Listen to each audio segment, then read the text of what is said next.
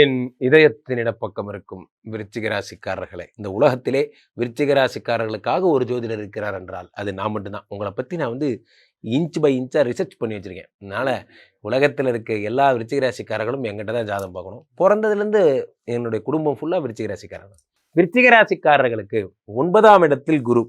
அடடா அடடமழடா அடம ரொம்ப நாளாக வாழ்க்கையில் நல்லதுன்னு ஒன்றே நடக்கலை சார். எங்கள் வாழ்க்கையில் யாராவது நல்லதுன்னு ஒரு பேப்பரில் எழுதுனதா சார் உண்டு அப்படிங்கிற மாதிரி நல்லது அப்படிங்கிறது. ஏன்னா சனி பகவான் இருந்தார், 7.5 சனியாக இருந்தார். அப்புறமா அப்படி கடந்து போனார். அவர் அப்படியே போயிட்டு இப்போ கண்டக சனியாக இருந்தார். 4ஆம் இடத்துல அர்த்தாஷ்டம சரியாக இருந்தார்.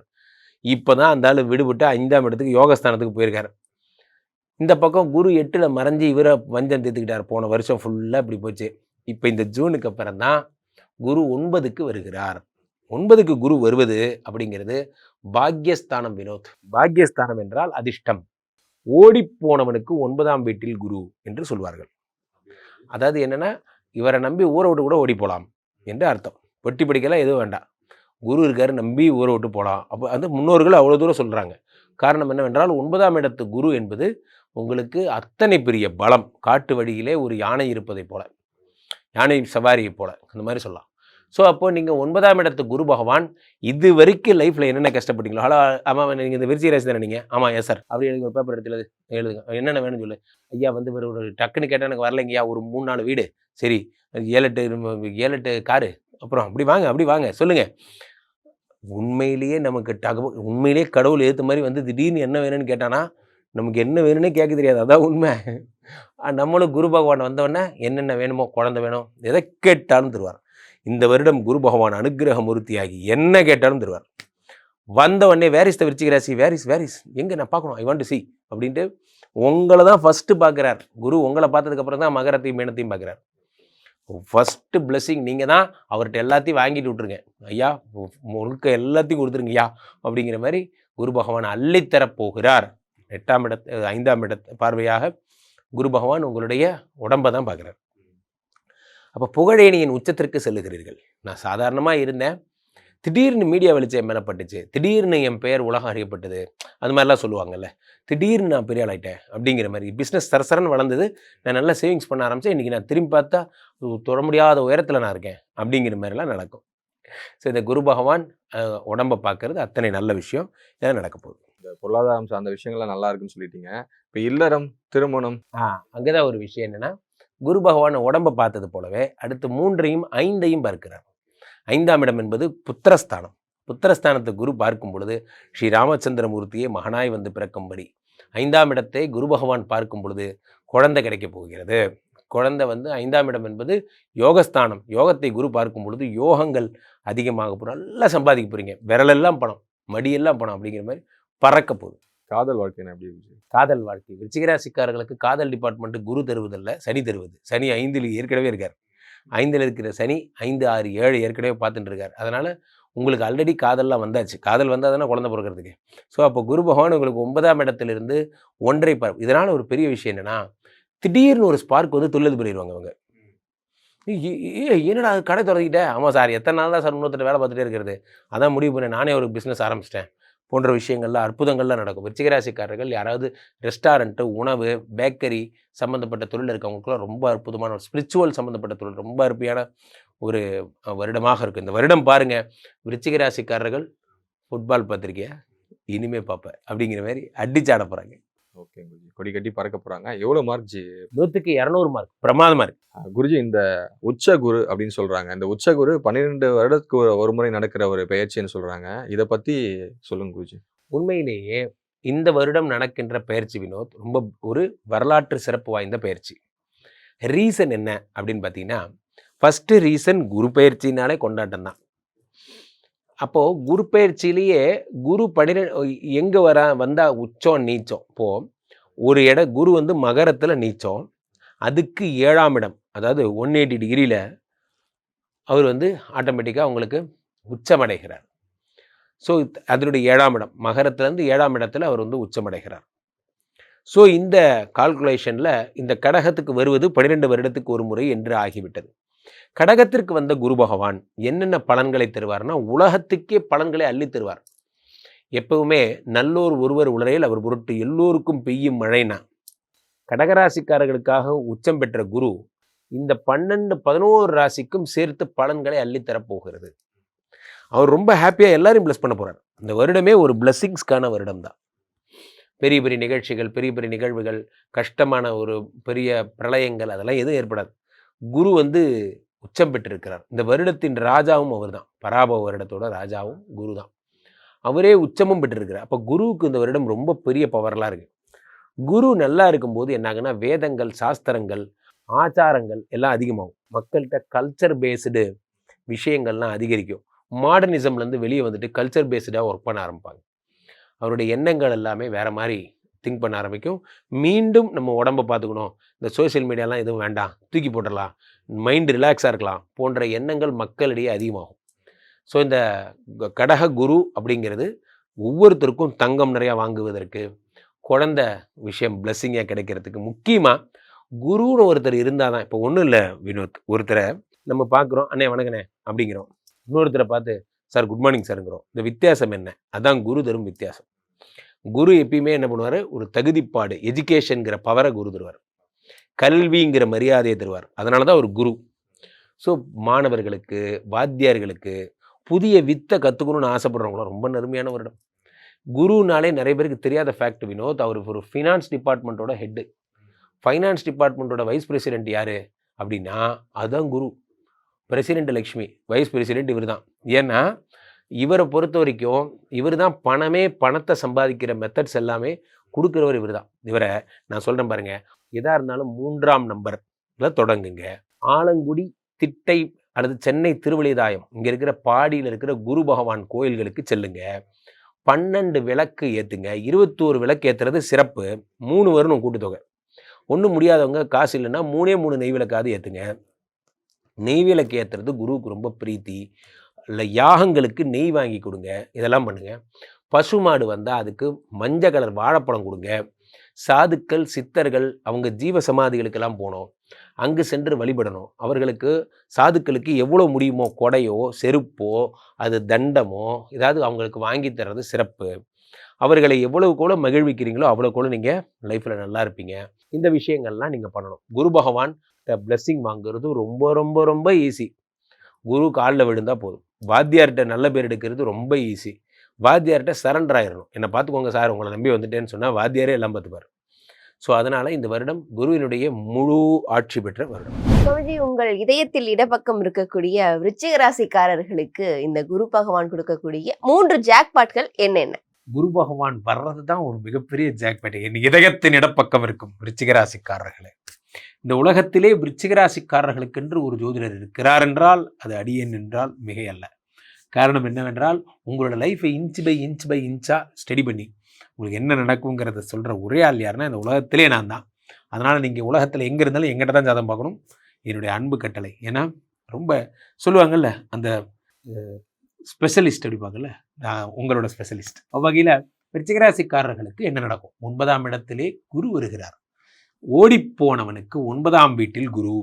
இது மாற்ற முடியாத ஒரு சட்டம் இருந்தா. எப்படி 10லே குரு வந்தால் வேலை போயிடும்னு சொன்னோமோ, ஓடிப்போனவனுக்கு 9ஆம் இடத்துல குரு வரும்போது வாழ்க்கை மாறிவிடும், தலைகீழாக மாறிடும்.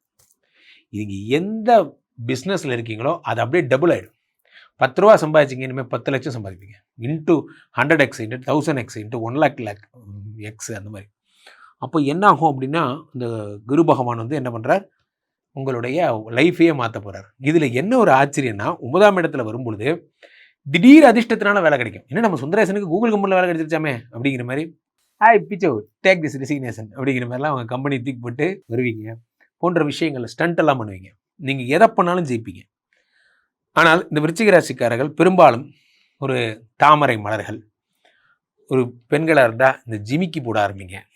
அதே மாதிரி வேற என்னெல்லாம் பண்ணலாம், உங்களுக்கு விழுதுகளுடன் கூடிய ஆலமரம், தேர் இதெல்லாம் வீட்டில் வச்சுக்கோங்க. இந்த நேரத்தில் குருவினுடைய அருள் பெறுற மாதிரி இந்த பொருட்கள்லாம் பக்கத்தில் வச்சுக்கோங்க. அதே மாதிரி பனை மரம் அடிக்கடி பாருங்கள். இதெல்லாம் பண்ணுங்கள். ரொம்ப பேரதிர்ஷ்டம் வருது. இதில் என்னென்னா, விருச்சிக ராசிக்காரர்களை குரு பார்க்கிறார். வந்தவுடனே வேற விருச்சிக ராசி வாண்ட் டு சி ஃபர்ஸ்ட் அவங்க தான் அப்படின்னு உங்களை தான் பார்க்குறாரு. அடுத்து இந்த விருச்சிக ராசிக்காரர்களுக்கு தொடர்ந்து அதுக்கு அவங்க உடம்பை பார்க்குறார். உடம்புல எல்லா ரோகங்கள்லாம் சரியாயிடுது. 3ஆம் இடமாகப்பட்ட முயற்சியை பார்க்குறார்.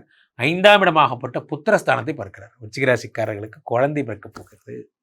அதில் நான் இவங்களுக்கு மட்டும் அப்படி கையை ஆட்டி சொல்கிறீங்க. காரணம், ஏற்கனவே 5ஆம் இடத்திலே சனி பகவான் இருக்கிறார். சனி கொடுத்தால் எவர் தடுப்பார்? சனி பகவான் சத்புத்திர சந்தானத்தை கொடுக்க தயாராக இருக்கார். அதை குரு வேற பார்க்குறார். அப்போ என்ன ஆகும்னா, ஒரு மிகப்பெரிய ஒரு படை வீரன், பெரிய ஆள், டான் அப்படிங்கிற மாதிரியான ஒரு மிக சக்தி வாய்ந்த ஒரு ஆள் பிறக்கப்படுறார் உங்கள் வம்சத்தில். பாருங்கள், அவர் பிறந்தப்புறம் உங்கள் வாழ்க்கையே மாறும். ஒரு பக்கம் சனியினுடைய அருளும் குருவினுடைய அருளுமாக சேர்ந்து அமக்களப்படுத்த போது, இந்த ராசியே குரு பார்ப்பதால் குருமங்கள யோகம் ஏற்படுகிறது என்பதால் வீடு கட்ட போகிறீங்க, பூமி லாபம் வரப்போகிறது, இடமா வாங்குவீங்க, மண்ணா வாங்குவீங்க, எல்லாம் ரொம்ப நல்லா இருப்பீங்க.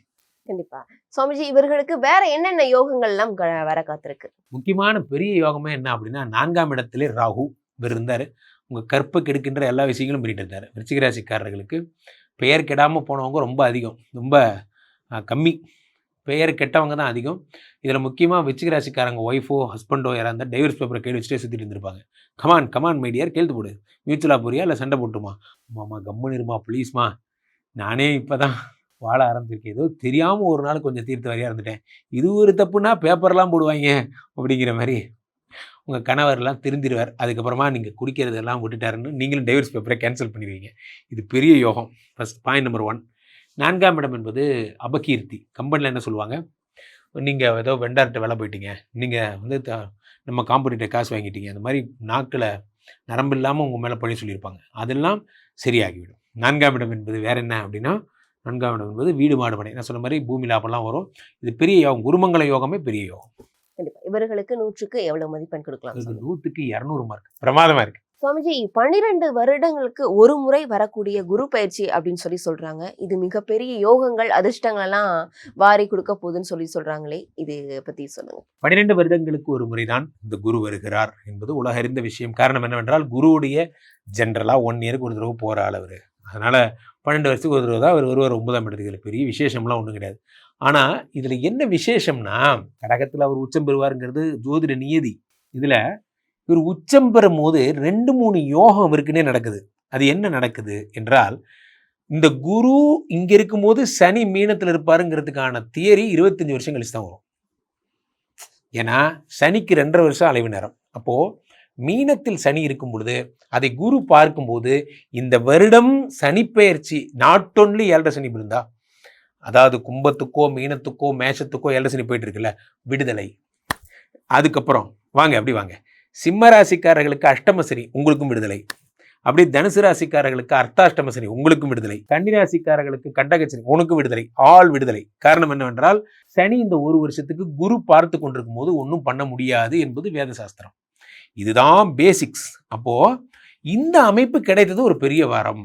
அவ்வகையிலே குரு பகவான் காலபுருஷனுக்கு 8ஆம் இடமாகப்பட்ட விருச்சிகத்தை பார்க்கிறார். இது பெருஞ்சொத்து தருகின்ற இடம். பொதுவாகவே காலபுருஷனுக்கு 8ஆம் இடம். 8ஆம் இடம் என்பது தடைகள், 8ஆம் இடம் என்பது வழக்கு, 8ஆம் இடம் என்பது கேஸு, பிரச்சனை, இதெல்லாம். அதை குரு பார்க்கும் பொழுது யார் யாரெல்லாம் தேவையில்லாத ஹிம்சையில் மாட்டியிருக்காங்க, நான் ஒரு தப்பும் பண்ணல சார், என் மேலே கேஸ் போட்டாங்க சார் போன்ற பிரச்சனை இருக்கவங்களுக்குலாம் அதெல்லாம் சரியாயிடும். அடுத்து குரு பகவான் காலபுருஷனுக்கு 10ஆம் இடமாகப்பட்ட மகரத்தை பார்ப்பதால் எல்லாருமே ஒரு தொழிலில் நல்லா வரணும், தொழிலில் டெவலப் ஆகணும் என்பதை ஒரு தீர்மானமாக எடுத்து ஸ்டார்ட் அப் பிஸ்னஸ் பண்ணுறது, பிஸ்னஸில் பெரிய ஆளாகணும்னு நினைக்கிறது போன்றவைகள்லாம் நடக்கும். அடுத்ததாக காலபுருஷனுக்கு 12ஆம் இடமாகப்பட்ட மீனத்தை குரு பார்க்கும் பொழுது, இந்த வருடமே ஒரு ஃபேமிலி வருடம். என்ன ஃபேமிலி வருடம்? இது வரைக்கும் நான் எங்கெங்கேயோ பிஸ்னஸ் ட்ரிப் போயிருக்கேன். நான் போகாத ஊர் கிடையாது, ஆனால் போகாத கண்ட்ரி கிடையாது. என் ஒய்ஃபை கூட்டிகிட்டு போனதுன்னா விரல் விட்டு எண்ணிடலாம், அவ்வளோதான். எங்கே போனாலும் தனியாக தான் போவேன். இந்த ஒரு வருடம் ஒய்ஃப் இல்லாமல் நீங்கள் போகிற ஒரு ஊர் கூட இருக்காது. எல்லா ஊருக்கும் உங்கள் ஒய்ஃபை கூட்டிகிட்டு போவீங்க. உங்களுடைய காதல் ஒரு 25 வருஷம் பேக் போகும். ஒரு காலத்தில் நாங்கள் லவ் பண்ணும் போது அப்படிங்கிறதெல்லாம், அது என்ன வயசாக இருந்தாலும் சரி, உங்கள் மனைவி எப்பயுமே உங்கள் காதலி தான். அதனால் 12ஆம் இடத்தை குரு பார்க்கும் பொழுது இல்லற வாழ்க்கையில் சுகம், சந்தோஷம், மகிழ்ச்சி, குடும்பமாக இருக்கிறது. வாழ்க்கையில் நண்பர்களே, குடும்பமாக இருப்பது ஒரு பெரிய வரம். நான் பெரிய டானு, என் ஒய்ஃப் கூட உட்காந்து 5 நிமிஷம் பேச நேரம் இல்லை, சேர்ந்து சாப்பிட்றேனே, அப்புறம் என்ன வாழ்க்கை? அது வாழ்க்கையினுடைய அழகே குடும்பமாக இருக்கிறது தான். அது நிறைய பேருக்கு காலம் கடந்தப்புறம் உணர்றாங்க. இந்த வருடம் குரு பயிற்சியில் நீங்கள் எல்லாருமே சந்தோஷமாக இருக்க போகிறீங்க. மற்றபடி all tsunami boys are telling உலகம் அழிய போகுது, பூமி உபயோகமாக அதெல்லாம் ஒன்றும் நடக்காது. இல்லை, நல்லா இருப்பீங்க. காரணம் என்னென்னா, குரு பகவான் உங்களுடைய முக்கியமான ஸ்தானங்கள் எல்லாம் பார்க்கும்போது தொழில் அபிவிருத்தி ஆகுது, லேண்டு வாங்க போகிறீங்க, நல்ல நல்ல விஷயங்கள். மங்கள குரு, யோக குரு, உச்சம் பெற்ற குரு, இவ்வளவு பேர் இருக்கு. அப்போது நல்லது மட்டும்தான் நடக்கும். கண்டிப்பாக இந்த குரு கொடுக்கக்கூடிய 3 ஜாக்பாட் பற்றி நீங்கள் சொல்லியிருந்தீங்க. கண்டிப்பாக மக்களுக்கு இது ரொம்பவே யூஸ்ஃபுல்லாக இருக்கும். மக்களும் பயனடைவாங்க அது மூலிமா. மக்கள் இப்போ உங்களை தொடர்பு கொள்வது அப்படின்னா எப்படி தொடர்பு கொள்வது? அதை நான் சொல்கிறேன். அதுக்கு முன்னாடி அந்த 3 ஜாக்பாட் என்னங்கிற பேர் சொல்லிடுறேன். நியாயமாக அதை விடவே நிறையா ஜாக்பாட் இருக்குது. அதில் முக்கியமான 3 என்னென்னா, இது வந்து சந்திரனுடைய வீடு கடகம், அதில் குரு உச்சமாகிறார். இதை குருச்சந்திர யோகம் ஒரு ஜாக்பாட்னு சொல்லலாம். இது நிறைய பேர் கவனிக்காத ஒரு விஷயம். அந்த சந்திரனுடைய வீட்டில் இந்த செவ்வாய் நீச்சமாக போகிறார் இந்த புரட்டாசி மாதம்லாம். அப்போ இது நீச்ச பங்க ராஜயோகம், குரு உச்சம் செவ்வாய் நீச்சம். அப்படி வந்தீங்கன்னா குரு விருச்சிகத்தை பார்க்குறார், இது சந்திர மங்கள யோகம்னு சொல்கிறாங்க. அடுத்து குரு மகரத்தை பார்க்க போகிறார். எப்போ மகரத்தை பார்க்குறார்? டிசம்பர் 6 ராகு வந்துடுவார் மகரத்துக்கு. அப்போது குரு சண்டால யோகம்னு சொல்லலாம். இதை விடவே குரு சனியை பார்க்கறது இதுதான் வரலாற்றில் ஃபர்ஸ்ட் டைம். ஸோ இப்போ இது இத்தனை யோகங்களும் வர்றது இல்லாமல் ஒரு அடிஷனலாக டிசம்பர் 6 ராகுவை பார்த்து குரு சண்டால யோகம் வர மாதிரி கேது சிம்மத்திலிருந்து கடகத்துக்கு போய் கோடீஸ்வர யோகம், குரு கேது சம்பந்தம் கோடீஸ்வர யோகம். அப்போது இந்த வருஷமே பணத்தை அள்ளித்தரும் வருடமாக இருக்க போகிறது. நிறைய விஷயம் தெரிஞ்சுக்கணும்ல. அப்போ நீங்களாம் பணக்காரர் ஆகணும் அப்படின்னா என்ன பண்ணலாம்? கீழே போயிட்டு இருக்கிற 2 நபரை கூப்பிடுங்க, உங்களுடைய சொந்த ஜாதகத்தை பார்த்து கொள்ளுங்கள். உலக புகழ் வாய்ந்த நமது விஸ்வரூப விஷ்ணுமாயா எழுந்தரில் இருக்கக்கூடிய புனிதமான இந்த ஸ்ரீமடத்தில் தினசரி நடக்கின்ற விஷ்ணுமாயா வேள்விகளை காணுங்கள். நாங்கள் எப்படி சார் வேள்விலாம் பார்க்குறது? டிஸ்கிரிப்ஷனில் கூகுள் மீட் ஐடியெலாம் கொடுத்துருப்போம், அதில் பாருங்கள். கிளிக் பண்ணிங்கன்னா கனெக்ட் பண்ணலாம். ஈவினிங் 5 to 6 மட்டும்தான் ஹோமம். அதை பாருங்கள். மீண்டும் ஒரு நல்ல பதிவில் சந்திப்போம். நன்றி, வணக்கம்.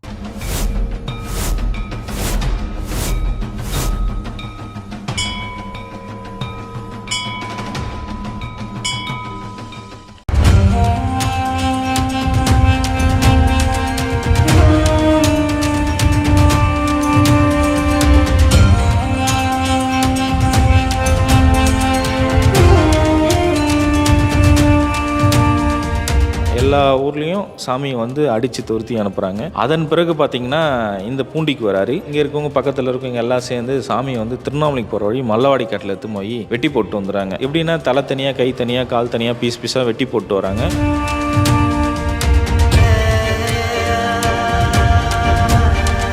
ஆற்றுல இருக்காரையே வெள்ளம் வருது.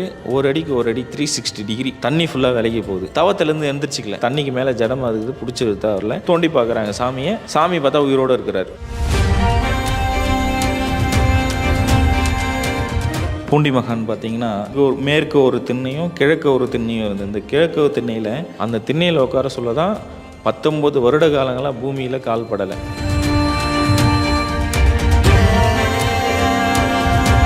ஜமீன்தாரர் வந்து கேட்குறாரு, சாமி உங்களுக்கு அப்பா அம்மா யார், அண்ணன் தம்பி யார், நீங்கள் எங்கேருந்து வந்தீங்க, உங்களுக்கு பசங்க இல்லையா, குழந்தை இல்லையா, உங்கள் மனைவி இல்லையான்னு கேட்குறாங்க. அப்போ சொல்கிறாரு, அண்ணாமலையாரும் உண்ணாமலை அம்மனும் தான் எனக்கு அப்பா அம்மா, பசங்கன்னு பார்த்தீங்கன்னா நீங்கள் தான் என் பசங்கன்றாங்க. உங்களுக்கு என்ன வயசாகுது சாமி அப்படின்னு சொல்லிட்டு கேட்குறாங்க. நான் அண்ணாமலையார் கோவில் கட்ட சொல்ல எங்கள் அப்பாவுக்கு நான் கல் எடுத்து கொடுத்தேன் குழந்தையிலேருந்து. இன்றைக்கி ப்ரெசன்ட் டேட்டுன்னா அதுதான் என் வயசு, நீ அன்றைக்கி நீங்கள் கூட்டி சொல்லுப்பான்றாரு.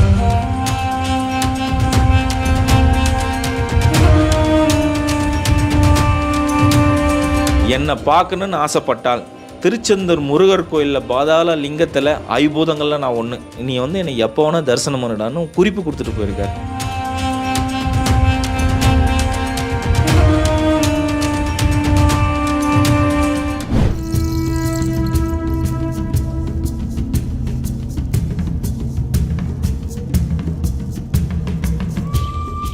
புலிகள் கூட ஒரு மகான் விளையாடி இருக்காரு. இவர் தவம் இருக்கும்போது இந்த வரி புலிகள் இவரை பாதுகாத்திருக்கு. திருவண்ணாமலைக்கு வந்த மகான்கள் வரிசையில இவரு முன்னோடின்னு சொல்றாங்க. ஈசான்ய ஞான தேசிகர் ஐயா. இவருடைய வாழ்க்கை வரலாறு தான் நம்மளுடைய தேடல் பயணத்துல பார்க்க போறோம். வெல்கம் டு தேடல். நான் உங்கள் வினோ.